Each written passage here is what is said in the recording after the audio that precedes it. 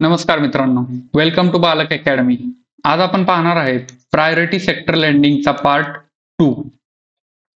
हा आहे part 2. Part 1 आपण ऑलरेडी अपलोड केलेला आहे. आय होप तो तुम्ही पाहिला असेल. तर पार्ट 1 मध्ये आपण पाहिलं की जे काही कमर्शियल बँक्स आहेत, फॉरेन बँक्स आहेत आणि जे काही RRBs आहेत, अशा वेगवेगळ्या बँकांना प्रायोरिटी सेक्टर लेंडिंगचं टार्गेट किती पर्सेंट आहे हे आपण पाहिलं. त्यामध्ये आपण पाहिलं कमर्शियल बँक्स आणि जे काही फॉरेन बँक्स आहेत त्यांना आहे 40%, जे काही RRBs आहेत त्यांना आहे 75%.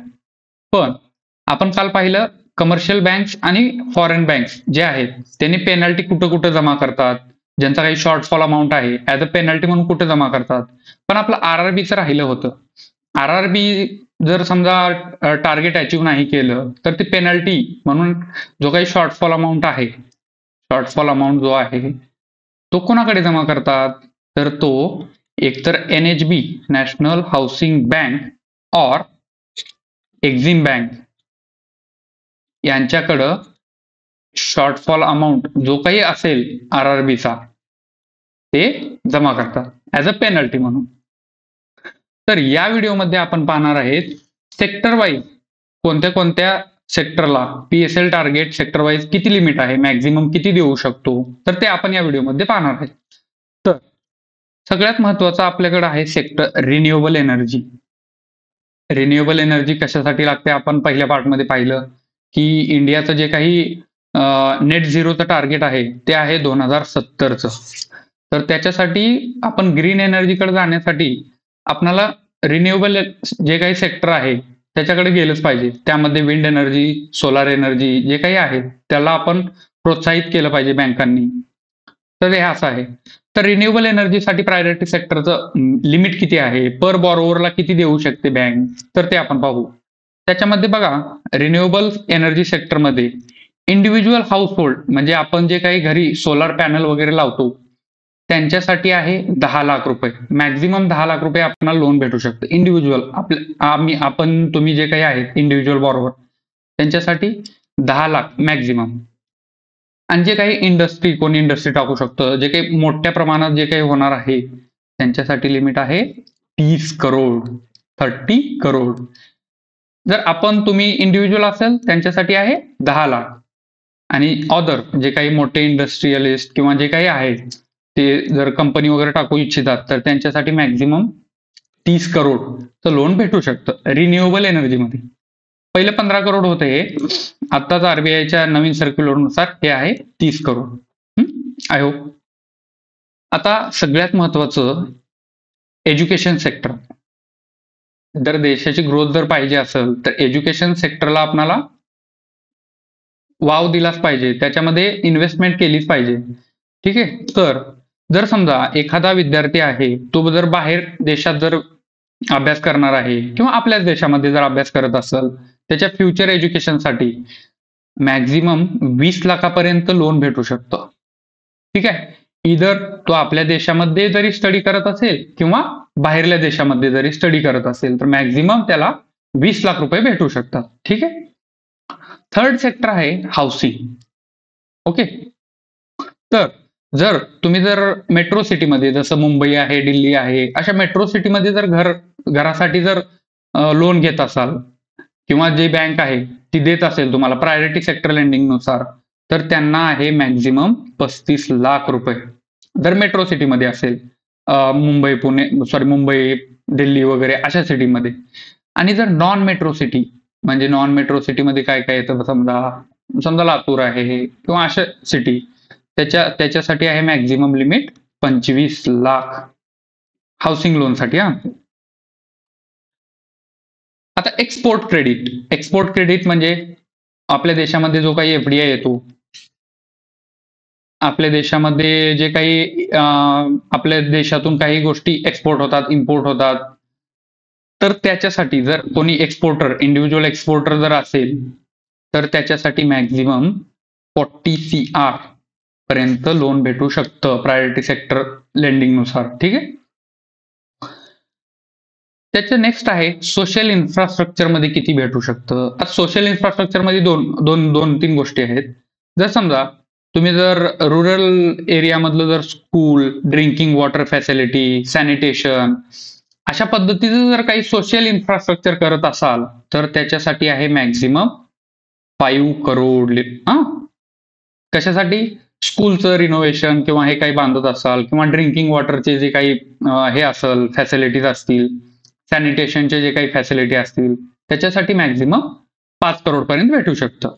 आणि जे काही तुम्ही हेल्थ केअर सेक्टरमध्ये करणार आहे सोशल इन्फ्रास्ट्रक्चरनुसार त्याच्यासाठी लिमिट आहे मॅक्झिमम 10 करोड पर्यंत त्याची लिमिट आहे. ठीक आहे. आता अदर्स 8 सेक्टर पैकी एक सेक्टर होतं अदर्स. ठीक आहे. अदर्स मध्ये काय काय येत होतं बघा, वीकर सेक्शन मध्ये यायचं S C S T women. ठीक आहे. आणि त्यामध्ये अदर्स मध्ये एक आरबीआयनं नवीन ऍड केलं होतं, आपण पाहिलं होतं, ते होतं स्टार्टअप्स. बरोबर. तर स्टार्टअप साठी किती लोन भेटू शकतं? तर स्टार्टअप साठी मॅक्झिमम 50 करोड पर्यंत लोन भेटू शकतं. ठीक आहे. प्रायोरिटी सेक्टर लेंडिंग नुसार. तर हे होते सेक्टर वाईज किती कुणाला मॅक्झिमम लोन भेटू शकतं. याच्यानंतर आपण पाहणार आहेत पीएसएल सर्टिफिकेट. हे पीएसएल सर्टिफिकेट काय आहे? तर आपण पहिल्या पार्टमध्ये पाहिलं की जर समजा हा शॉर्टफॉल अमाऊंट आहे, शॉर्टफॉल अमाऊंट आपल्याला समजला असेल. शॉर्टफॉल अमाऊंट काय आहे हे तर तुम्हाला समजलं असेल की एखाद्या बँकेचं जर टार्गेट समजा 1000 करोड असेल आणि तिने जर त्यांच्यासाठी मग पीएसएल किती झालं 400 करोड. बरोबर. 400 करोड आणि तिने अचीव्ह केले 300 करोड त्या इयरमध्ये. तर हा जो काही 100 करोडचा गॅप आहे 100 करोड त्याला शॉर्टफॉल अमाऊंट म्हणतात. ठीक आहे. एवढं तर समजलं असेल. आणि हे जे काही शॉर्टफॉल अमाऊंट आहे जे काही 100 करोड आहेत ऍज अ पेनल्टी म्हणून वेगवेगळ्या बँकांसाठी वेगवेगळे जे काही हे आहेत फंड आहेत त्याच्यामध्ये त्याला ऍज अ पेनल्टी म्हणून जमा करायचं होतं. बरोबर. तर बँकांचे काय म्हणतात कंप्लेन यायला लागले की बाबा ऍज अ पेनल्टी म्हणून काहीतरी वेगळं द्या, किंवा टार्गेट कम्प्लीट होत नव्हते. बरोबर आहे. आता मला सांगा, जे काही 20+ फॉरेन बँक्स आहेत ज्यांच्या देशामध्ये 20 किंवा 20 पेक्षा जास्त ब्रांचेस आहेत, ते आहेत फॉरेन बँक्स, त्यांचं सांगा गावाकडे किंवा ते काही ब्रांचेस बांधू शकत नाहीत. बरोबर. तर त्यांचं टार्गेट कसं कम्प्लीट होणार? तर त्यांची कंप्लेन यायला लागले. मग 2016 साली रघुराम राजन कमिटीच्या अंतर्गत, तेव्हा गव्हर्नर रघुराम राजन जी होते, रघुराम राजन जी. ठीक आहे. रघुराम राजन जी गव्हर्नमेंट होते त्यांच्या अंतर्गत हे पीएसएल सर्टिफिकेट लॉन्च करण्यात आलं. ठीक. पीएसएल सर्टिफिकेट काय हे आपण समजून घेऊ. ठीक आहे. समजा पहिलं आपण पार्टमध्ये पाहिलं की शॉर्टफॉल अमाऊंट काय आहे. ठीक आहे. तर त्याच्या आधी पीएसएल सर्टिफिकेटचे 4 पार्ट आहेत, हे आपण आधी बघून घेऊ. पीएसएल सर्टिफिकेट ऍग्रिकल्चरसाठी, PSL certificate small farmer, marginal farmer साठी 4 टाईप आहेत पीएसएल सर्टिफिकेटचे. आणि PSL certificate micro enterprises, PSL certificate general, म्हणजे त्याच्यामध्ये सगळ्या गोष्टी आल्या. ठीक आहे. तर पीएसएल सर्टिफिकेट काय आहे हे आपण पाहून घेऊ. ठीक आहे. समजा आता एखादी बँक आहे, समजा एसबीआय आहे असं समजा, आणि एखादी फॉरेनची बँक आहे समजा HSBC, आपण उदाहरण घेऊ. It's a foreign bank. यांच्यासाठी पीएसएल टार्गेट आहे 40%. एसबीआय साठी पण पीएसएल टार्गेट आहे 40%. ठीक आहे. मिनिमम. मॅक्झिमम ते करू शकतात, त्याच्यात काही वाद नाही. तर ह्या 40% मधलं एसबीआयनं काय केलं माहितीये का? त्या वर्षी त्यांचं पीएसएल टार्गेट झालं 42%वर. 42%वर कसं झालं? तर जे काही त्यांना ऍग्रिकल्चरसाठी 18% वाटायचे होते मिनिमम, त्यांनी हे 20% वाटून घेतले. गेलं, काही प्रॉब्लेम नाही. ठीक आहे. तरी 20% कसं, 20%चं डिस्ट्रीब्युशन कसं केलंय त्यांनी?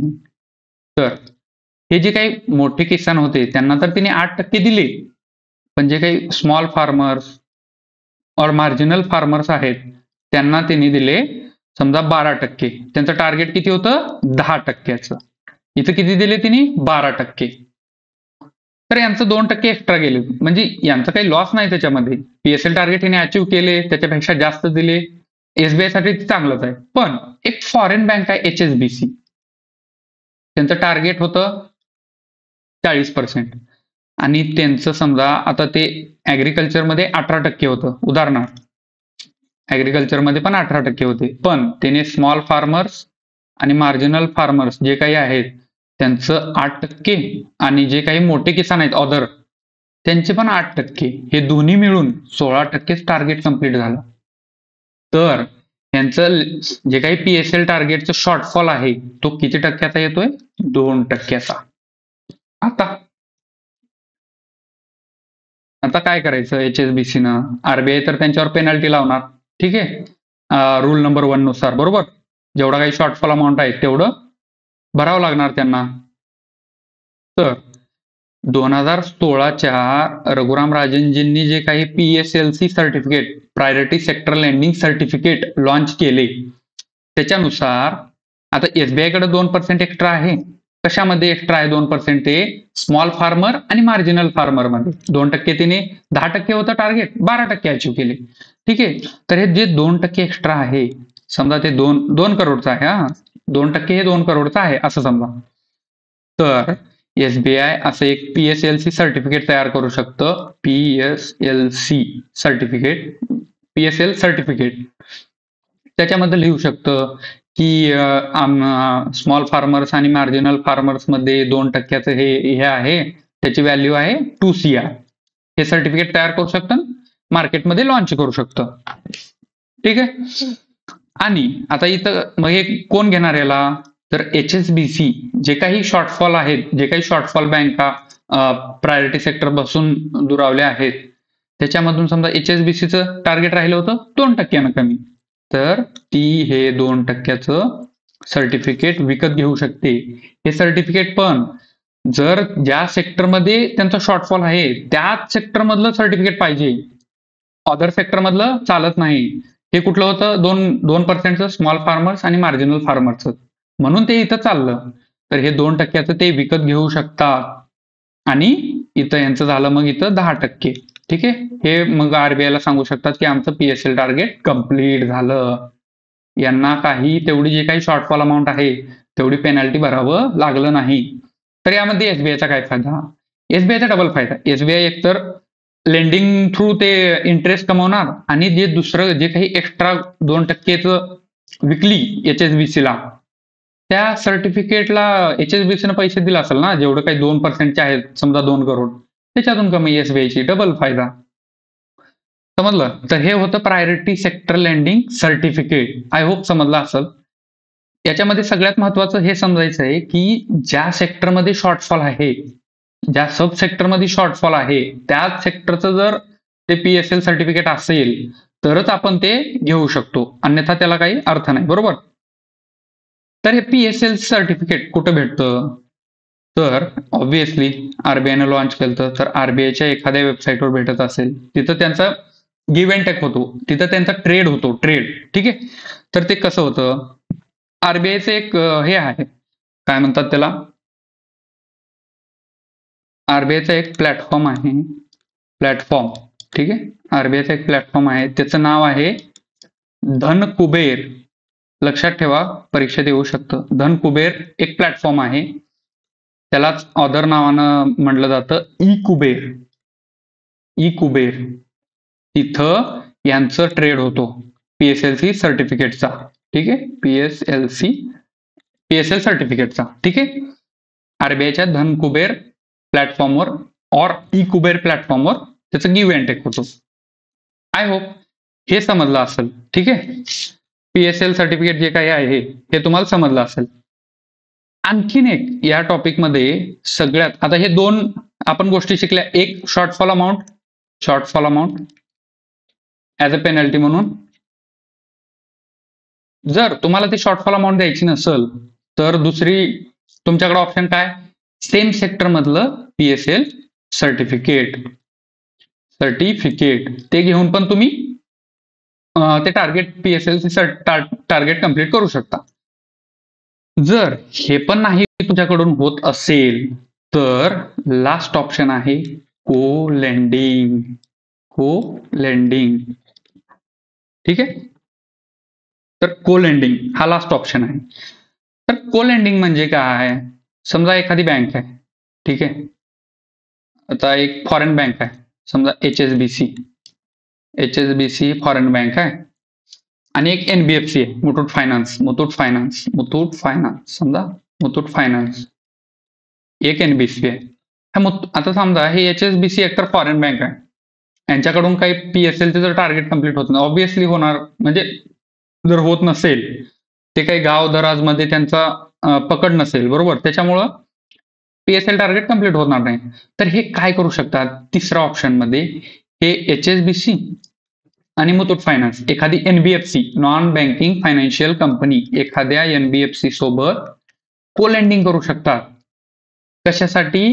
की तुम्ही आम्हाला कस्टमर आणून द्या, तुमचा जो काही कस्टमर बेस आहे, मुथूट फायनान्स गावोगावी म्हणजे ह्याच्यानुसार हे असेल, तुमचा कस्टमर बेस तुम्ही आम्हाला द्या, आम्ही त्यांना को लेंडिंग करू, आम्ही त्यांना पीएसएल टार्गेट नुसार लोन देऊ, बरोबर. तर एखादी कमर्शियल बँक म्हणा, कोणी पण एनबीएफसी सोबत जेव्हा टायअप करते, त्याला म्हणतात, त्यांना मिळून जर त्यांनी लोन वाटत असतील, त्याला म्हटलं जातं को लेंडिंग. एखादी बँक आणि एखादी जी काही नॉन बँकिंग फायनान्शियल कंपनी आहे, ते मिळून जर लोन डिस्बर्स करत असतील, तर त्याला म्हटलं जातं को लेंडिंग. तर यामध्ये आरबीआयच्या नियमानुसार किती पर्सेंटपर्यंत को लेंडिंग करू शकतो पीएसएल टार्गेट कम्प्लीट करण्यासाठी? तर याच्यामध्ये जो काही बँक आहे, जी काही बँक आहे, ती त्या पीएसएलसी टार्गेटचं लेंडिंग 80% जे काही लोन डिस्बर्स होणार आहे, समजा 100 करोडचं लोन आहे, तर 80 करोडचं लोन हे स्वतः बँकेला डिस्बर्स करावं लागेल, स्वतः बँक. आणि जे काही उरलेलं 20% आहे, मॅक्झिमम 20% ही ती एनबीएफसी देऊ शकते, एनबीएफसी, बरोबर, कोडिंग मध्ये. तर मॅक्झिमम को लेंडिंग किती करू शकते? तर एनबीएफसी सोबत तर याने म्हणतील की 40% पूर्ण एनबीएफसी ला देऊन टाकू, त्यांनीच बघून घेतील, बरोबर. तर इथं तसं नसतं. आरबीआयच्या नियमानुसार मॅक्झिमम जी काही को लेंडिंग पीएसएल मध्ये होऊ शकते, ती फक्त 5%, तुमच्या टार्गेटचं जे काही 40% आहे, त्याचं फक्त 5% तुम्ही अचीव्ह करू शकता को लेंडिंग थ्रू. आणि बाकीचे जे काही 35% आहेत, ते तुमच्या स्वतःच्या स्वबळावर बँकेला अचीव्ह करावं लागतं. तर को लेंडिंगचे पण काही लिमिट्स आहेत. आय होप हे समजलं असेल. को लेंडिंग मध्ये मॅक्झिमम बँक किती डिस्बर्स करू शकते? मॅक्झिमम 80%. आणि जी काही एनबीएफसी आहे, ती मॅक्झिमम 20% त्या लोनच्या डिस्बर्स करू शकते. आणि को लेंडिंग मध्ये जे काही पीएसएल टार्गेट आहे, ते किती टक्के अचीव्ह करू शकतो मॅक्झिमम? ते आहे 5%. हे समजलं असेल, ठीक आहे. तर को लेंडिंगचे जे काही सेक्टर वाईज टार्गेट आहे ते बघू. त्याच्यामध्ये बघा, ऍग्रिकल्चरला किती देऊ शकतो को लेंडिंग थ्रू? तर मॅक्झिमम अप टू ऍग्रिकल्चर मध्ये 10 लाख रुपये पर बॉरोवर ऍग्रिकल्चर मध्ये को लेंडिंग थ्रू देऊ शकतो.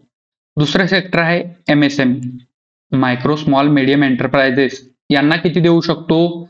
तर मॅक्झिमम अप टू 20 लाख रुपये यांना देऊ शकतो. तिसरा आहे हाऊसिंगला किती देऊ शकतो? 20 लाख मॅक्झिमम. तर हे होतं ओव्हरऑल टोटल जे काही प्रायोरिटी सेक्टर लँडिंगला जी काही माहिती लागणार होती, ते सगळं या 2 पार्टमध्ये कव्हर झालेलं आहे.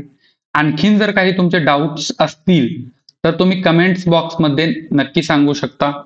व्हिडिओ आवडला असेल तर लाईक करा, शेअर करा आणि चॅनलला सबस्क्राईब करा. धन्यवाद.